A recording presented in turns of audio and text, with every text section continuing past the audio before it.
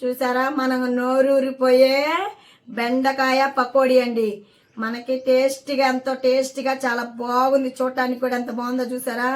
బెండకాయ పకోడీ అండి. దీనికి తయారు చేసే విధానం ఏంటో, దీనికి కావాల్సిన పదార్థాలు ఏంటో మనం వీడియోలోకి వెళ్ళి చూద్దాం రండి. బాగున్నారా? మేము బాగున్నామండి. చూస్తున్నారు కదా, బెండకాయలండి. ఈ బెండకాయతో పకోడీ చేయబోతున్నాండి. బెండకాయ పకోడీ చాలా టేస్టీగా, చాలా బాగుంటుందండి.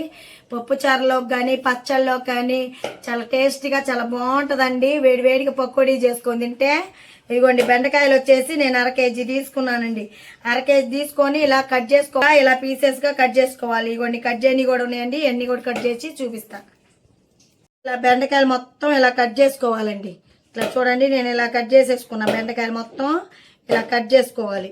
ఒక బౌల్ తీసుకోవాలి. ఒక బౌల్ తీసుకొని 1 కప్పు శనగపిండి, 1 బియ్య పిండి, తగినంత సాల్ట్, ఇదిగోండి సాల్ట్, కొంచెం జీలకర్ర అండి, 1 1/2 స్పూను జీలకర్ర,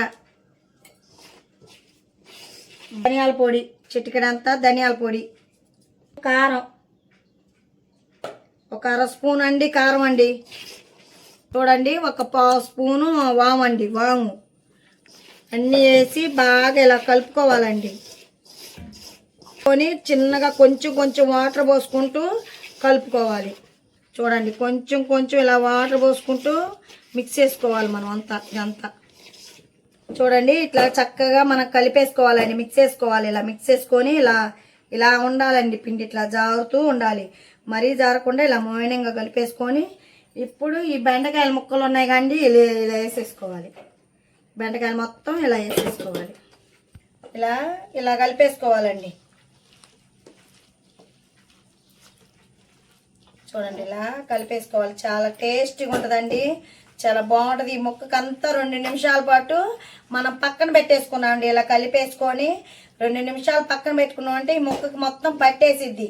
మనం కొంచెం కారం ఉప్పు అన్నీ వేసుకున్నాం కాబట్టి కొంచెం ఇలా ఆయిల్ చూడండి మనకు సరిపోయేంత, పకోడీకి సరిపోయేంత ఆయిల్ పోసుకోవాలండి.